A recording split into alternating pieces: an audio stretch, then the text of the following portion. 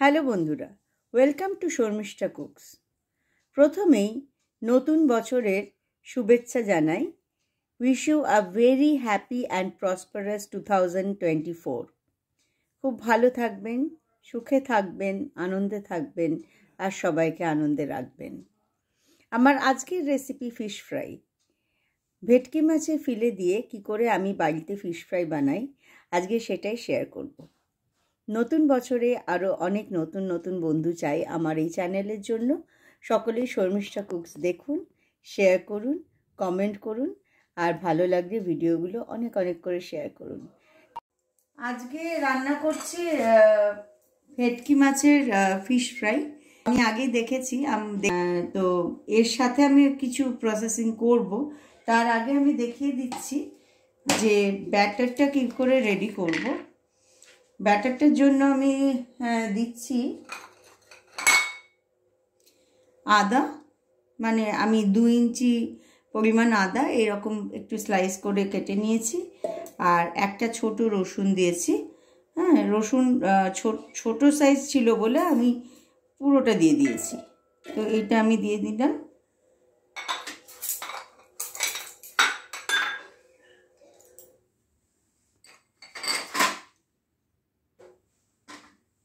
এখানে আমি কাঁচা লঙ্কা দিয়েছি, 4-5টা কাঁচা লঙ্কা দিচ্ছি। 2টো মিডিয়াম সাইজের অনিয়ন একটু রাফলি কেটে নিয়েছি, নিয়ে সেটা দিলাম।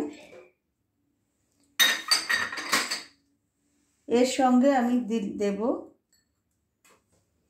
ধনে পাতা, বেশ খানিকটা ধনে পাতা আমি দিয়ে দিচ্ছি।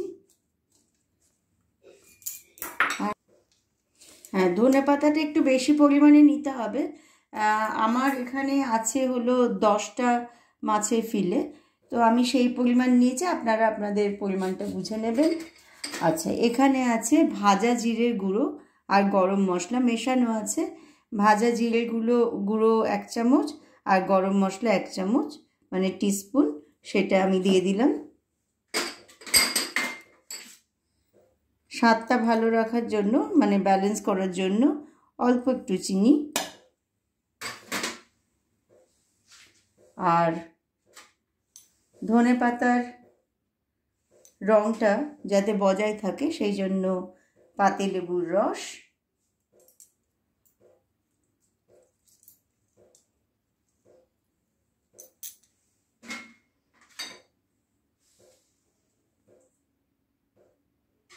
লেবুর রসটা দেওয়ার সময় খেয়াল রাখতে হবে যাতে সিডটা এর মধ্যে না চলে যায়। সিড থাকলে সেটা বাদ দিয়ে দিতে হবে।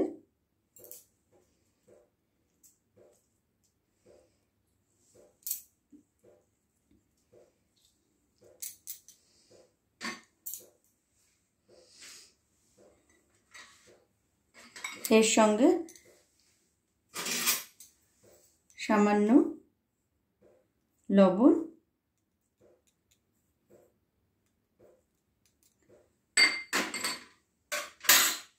আর যেটা দেব সেটা হলো একটু হোয়াইট অয়েল, মানে আমি সানফ্লাওয়ার অয়েলেই এটা পুরো রান্নাটা করব। সেই সানফ্লাওয়ার অয়েল 1 টিস্পুন আমি এর সাথে দিলাম। এতে ব্যাটারটা টেক্সচারটা খুব ভালো আসে। আর দিয়ে দিচ্ছি সামান্য একটু গোলমরিচ। যদি আপনারা ঝাল খেতে পছন্দ না করেন তাহলে কিন্তু গোলমরিচটা স্কিপ করতে পারেন। আর এর সঙ্গে আমি কিন্তু কোনো জল মেশাবো না, জল ছাড়াই এই পেস্টটা হবে। এইবার মাছটা কিভাবে রেডি করব সেটা দেখিয়ে দিচ্ছি।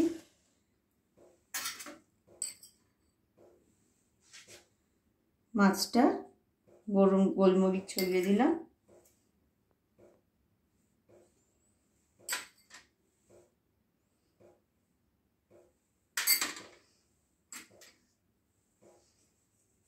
লবণ ছড়িয়ে দিচ্ছি পরিমাণ মতো। এবার ভালো করে ফিলেগুলোর গায়ে যাতে কোটিং হয়ে যায়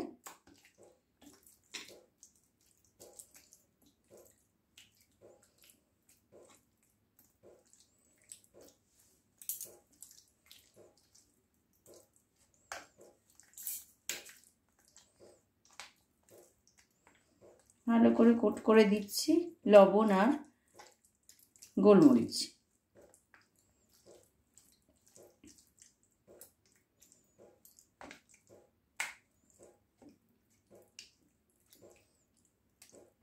এইগুলো একটু কাটিং করতে গিয়ে যেগুলো এক্সট্রা বেরিয়েছে সেগুলো,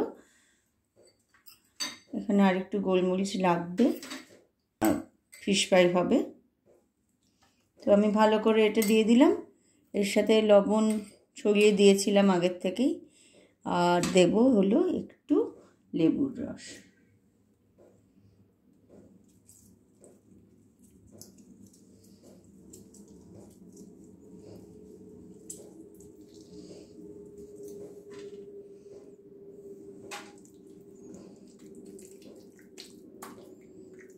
ভালো করে সব মাছের ফিলেগুলোর গায়ে লেবুর রস, গোলমরিচ আর নুন মাখা হয়ে গেল। এটা এইভাবেই সরিয়ে রাখছি আমি এখন। আগে আমি ব্যাটারের পেস্টটা করব। আচ্ছা, গ্রিন পেস্টটা রেডি হয়ে গেছে। তো আমি এটা এখন একটা একটু ছড়ানো ডিশের মধ্যে নিচ্ছি, তাতে আমার ব্যাটারটা মাখাতে সুবিধা হবে।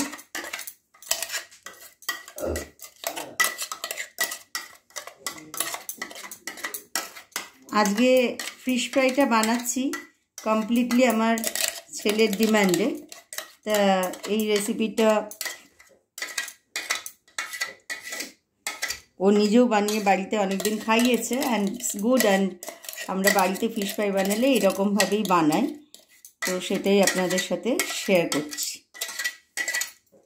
এই পেস্টটা হয়েছে, আর একটু লেগে টেগে আছে, সেইগুলোও নিয়ে নেব, কারণ কোনো কিছুই রান্নার সময় যাতে নষ্ট না হয় সেদিকেও খেয়াল রাখতে হবে।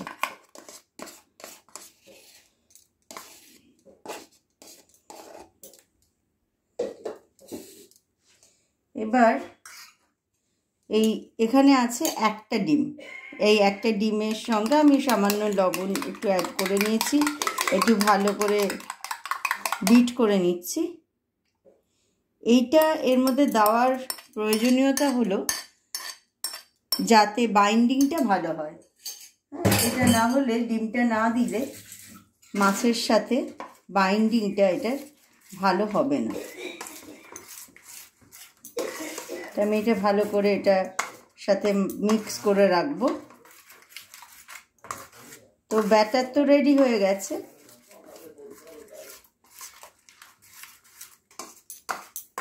Batter ready. এইবার মাছগুলোতে ব্যাটারটা মাখাবো। It's ready.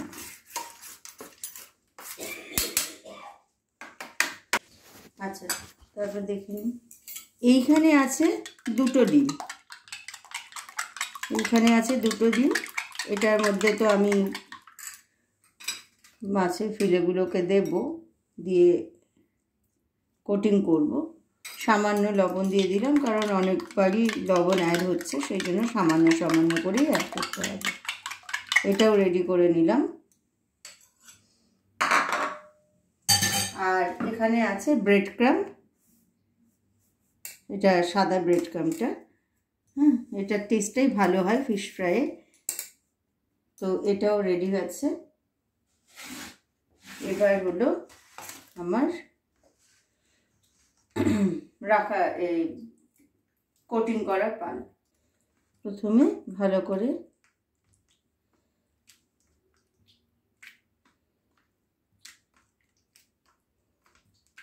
কোটিং করে নিলাম। এক্সট্রা কোটিংটা একটু করে দেবো। এইবার আগে ব্রেড ক্রাম্বে দিয়ে দেবো, তারপরে ডিমের মধ্যে দেব,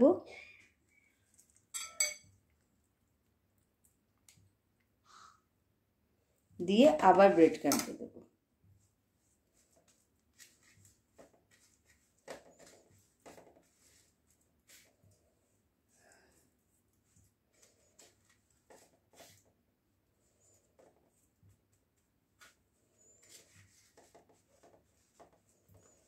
একটু ব্রেড ক্রাম্ব বেশিই লাগে ফিশ ফ্রাইয়ে, কারণ যাতে বাইন্ডিংটা ভালো হয় সেই পরিমাণ ব্রেড ক্রাম্ব দিতেই হবে।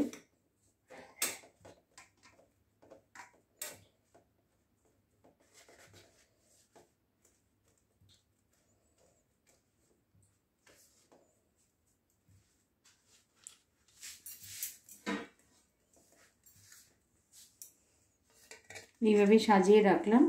তবে এই ধারগুলো দেখুন একটু এবড়ো খেবড়ো হয়ে আছে, এটা যতটা সম্ভব হাত দিয়ে চেপে বা কোনো একটা কাটার দিয়ে চেপে এটা যতটা সম্ভব ইউনিফর্ম শেপ করে দেওয়া ভালো।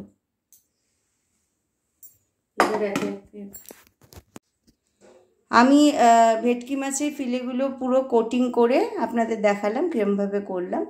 সেগুলো একটা ডিশের মধ্যে সাজিয়ে রেখেছি। এখন এটাকে একটু কভার করে রাখবো, আর এটা থাকবে 1 ঘন্টা।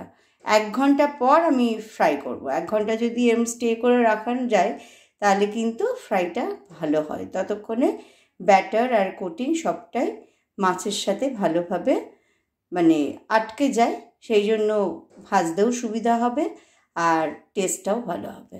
সো 1 ঘন্টা পর আবার ফিরে আসবো।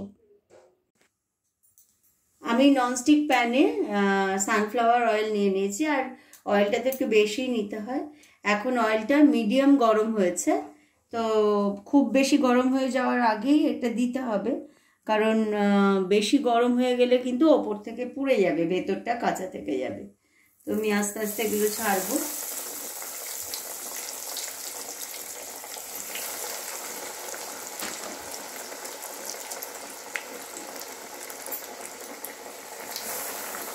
তিনটে ফিলে একসাথে দিলাম।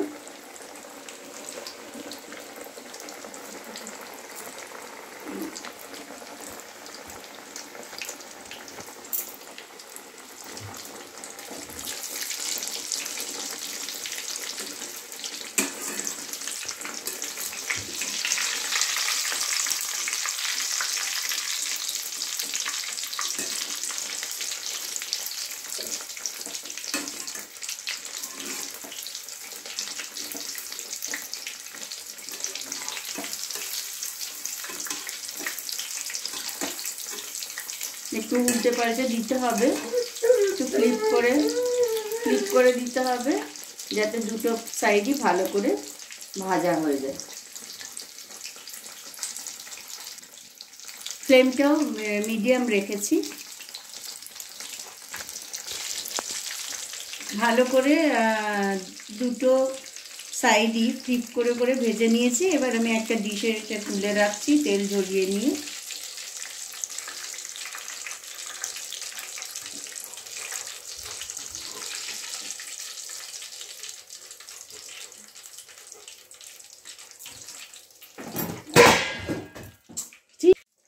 আমার গরম গরম ফিশ ফ্রাই রেডি।